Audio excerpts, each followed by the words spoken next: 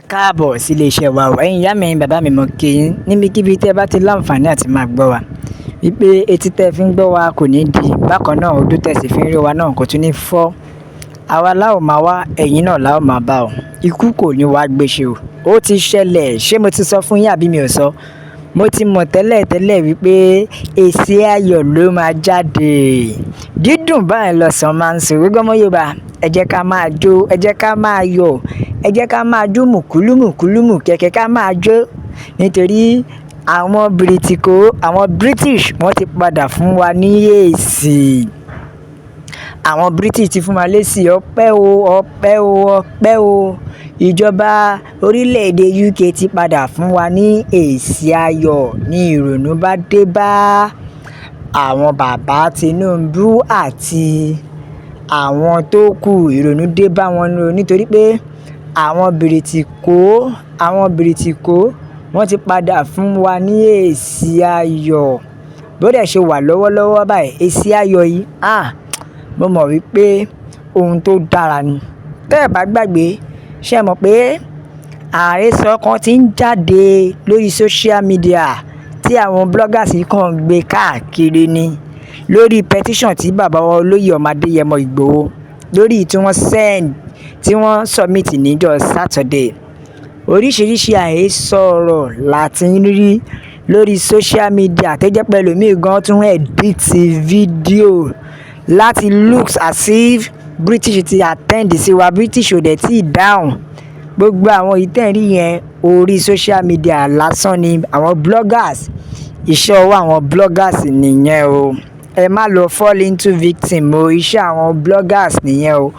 Wọ́n fẹ́ wá ọ̀nà láti fi ba iṣẹ́ tí ọmọ Adéyẹmọ ti ń ṣe bọ̀ jẹ́ ni o.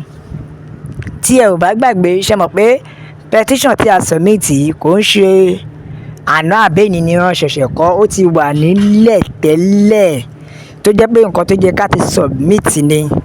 Ṣùgbọ́n nígbà tí distraction wá, ìyẹn nípa títí ìyàwó Abíọ́lá tó jáde tó sọ pé kó má wulẹ̀ submit petition pé òun ní nǹkan kan tó máa help.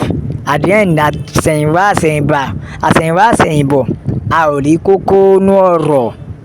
Ẹ wo, ẹ má fall into victim. Kódà àwọn British gan ti sọ̀rọ̀.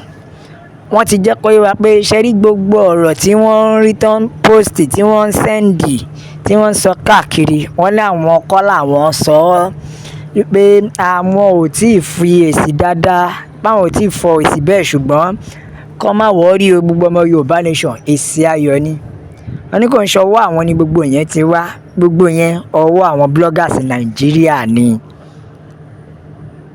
Ṣùgbọ́n lọ́wọ́lọ́wọ́ báyìí wọ́n ti jẹ́ kó yé wa pé gbogbo ìlú, gbogbo àgbáyé ti mọ̀ pé Nàìjíríà máa pín, wípé Nàìjíríà ti pinnu láti pín. Gbogbo ìlú ló ti mọ̀ pé Nàìjíríà máa pín. Ṣùgbọ́n ohun tó kọ̀ wá ń bẹ̀ ni pé wọn ò lè sọ pé pàtó báyìí ní ọjọ́ náà tàbí ìgbà náà. Ṣùgbọ́n àwa gbogbo ọmọ Yorùbá a ti pinnu, a ti ṣetán, èyí tá a dúró, tá a wà lábẹ́ Nàìjíríà ti tó. Tá bá rí gbogbo èèyàn tó lọ ń wò pé Nàìjíríà máa dá, Nàìjíríà máa sunwọ̀n, irọ́ lásán ló wà ń bẹ̀. Kò sí nǹkan kan mọ́ nínú orílẹ̀-èdè Nàìjíríà ti tán. Gbogbo ìtakọ̀ ń fúnra wa ń bóbó tá ń fúnra wa ńlá ń bà yẹn. There's nothing again in Nigeria. Nàìjíríà ti tán, àbí kí ló tún kù? Níbi tó yẹ pé Nàìjíríà ti bàjẹ́ kọjá àlà, ó ti bàjẹ́. Ẹ̀yin náà wò, ṣe bá rí èèyàn mi tó bá motivate rẹ̀ tó ní restructuring ló máa pay. Kò sí kankan nínú restructuring mọ́, kò sí mọ́. Ẹ wo ẹ̀yin ìyá mi, ẹ̀yin bàbá mi, mo ní pé kí n gbé yín débẹ̀ ni o, kí n mú nǹkan kan dé tó yín létí.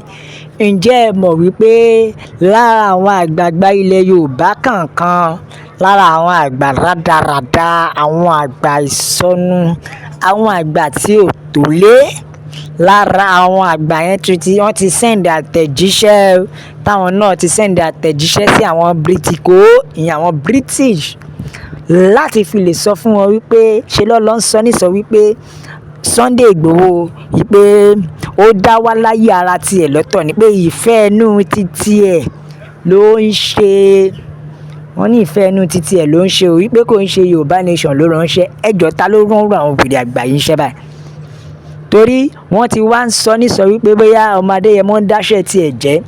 ẹ wo gbogbo ọmọ Yorùbá nílé lóko ẹ dákun ẹ máa bá wa share ẹ jẹ́ kó lọ viral ẹ jẹ́ kí àtẹ̀jíṣẹ́ yìí ó lọ viral nílé lóko lọ́nà lẹ́yìn odi ẹ jẹ́ kó yé àwọn èèyàn pé Yorùbá nation la fẹ́ ẹ jẹ́ kó yé wọn pé òmìnira ilẹ̀ Yorùbá òun ló jẹ wá lógún nílé lóko lọ́nà lẹ́yìn odi bákan náà ẹ máa bá wa kọ sínú comment section wípé Sunday ọmọ Adéyẹmọ Ìgbòho ṣàbàbà òun ni representative fún gbogbo Yorùbá nation wọ́n lè mọ̀ pé kò ń ṣeré rárá ẹ máa bá wa kọ síbẹ̀ àti Professor Banji Akintoye kí wọ́n lè mọ̀ kẹ́ máa tag àwọn international community káwọn British náà lè tètè mọ̀ wípé ṣe rí ọgbọ́n ẹ̀wẹ́ ni àwọn bàbá wèrè yẹn fẹ́ lò Ọlọ́run ò dẹ̀ ní fún wọn ṣe ọgbọ́n ẹ̀wẹ́ ara ń táwọn wèrè àgbà Yorùbá kan wà tó jẹ́ pé ó yẹ kó ti pa wọ́n ti pẹ́ torí wọ́n máa padà wá jẹ́ ìdènà ni.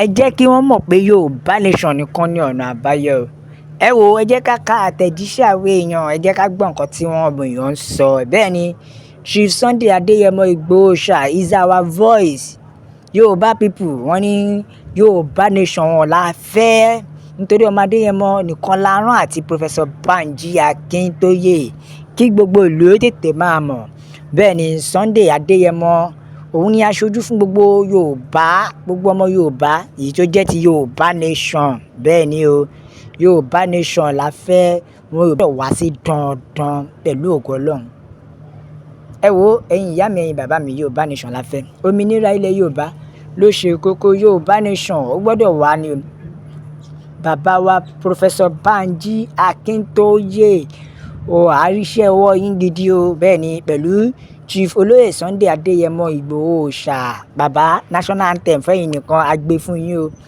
bẹ́ẹ̀ ni Professor Banji Akintoye àti Chief Olóyè Sunday Ìgbòho nìkan ni aṣojú gbogbo ọmọ Yorùbá nation nílé lóko lọ́nà àti lẹ́yìn odi bẹ́ẹ̀ ni Professor Banji Akintoye aka Ìgbòho bàbá mo kí yín o Yorùbá nation la fẹ́ no retreat no surrender bẹ́ẹ̀ ni Professor Banji Akintoye òun ni representative fún wa o ẹ wo ẹ jẹ́ kí àwọn international community kó máa mọ̀ pé a ò láwọn aṣojú méjì bí kò ṣe àwọn olórí wa yìí àwọn tó ṣe fọkàn tán àwọn tó jẹ́ pọ̀kàn wa máa balẹ̀ lé lórí ni àwọn arábì la fi ń sọ fún yín wípé Yorùbá nation ni o as far as this country dey concern my people no any other thing apart from Yorùbá nation àgbẹ̀ oníroko títí kó gbàgbé lé o bó pẹ́ bóyá onílé àrèlé la fi ń sọ fún yín pé God bless Yorùbá nation Ọlọ́run kó bùkún fún orílẹ̀-èdè mi o ó dàbọ̀.